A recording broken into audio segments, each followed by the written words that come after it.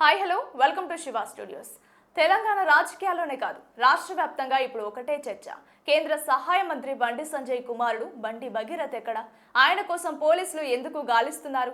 Hyderabad city అంతా up స్కాండింగ్ అంటూ వెలిసిన పోస్టర్లు ఇప్పుడు పెను సంచలనం సృష్టిస్తున్నాయి. హైదరాబాద్ లోని ప్రధాన కూడలలో ఒకటే పోస్టర్లు కనిపిస్తున్నాయి. బండి భగీరథ్ పరారీలో ఉన్నాడు, ఆచూకీ తెలిస్తే పోలీస్ స్టేషన్ లో చెప్పండి అంటూ గుర్తు తెలియని వ్యక్తులు పోస్టర్లు అంటించారు. గత కొన్ని రోజులుగా భగీరథ్ మొబైల్ ఫోన్ స్విచ్ వస్తోంది. ఆయన కోసం పోలీసులు విస్తృతంగా గాలిస్తున్నారు. పేట్ బషీరాబాద్ పోలీస్ స్టేషన్ లో నమోదైన ఒక పోక్సో కేసు దీనికి ప్రధాన కారణం.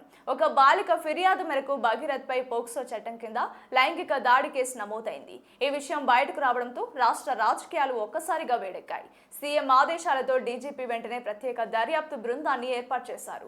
ఈ సిట్ అధికారులు ఇప్పటికీ భగీరథ్ కు నోటీసులు జారీ చేశారు. ఈ రోజు మధ్యాహ్నం 2 గంటలకు విచారణకు హాజరు కావాలని ఆ నోటీసులో స్పష్టంగా పేర్కొన్నారు. మరోవైపు అరెస్టు తప్పదని భావించిన భగీరథ్ తెలంగాణ హైకోర్టులో ముందస్తు బెయిల్ కోసం పిటిషన్ వేశారు. కేంద్ర మంత్రి కొడుకు కావడంతో ఈ కేసుపై దేశవ్యాప్త దృష్టి ఉంది. ఇది రాజకీయ కక్ష అని కొందరు అంటుంటే చట్టం తన పని తాను చేసుకుపోవాలని మరికొందరు డిమాండ్ చేస్తున్నారు. దీనిపై మీ అభిప్రాయం ఏంటో కింద కామెంట్ చేయండి.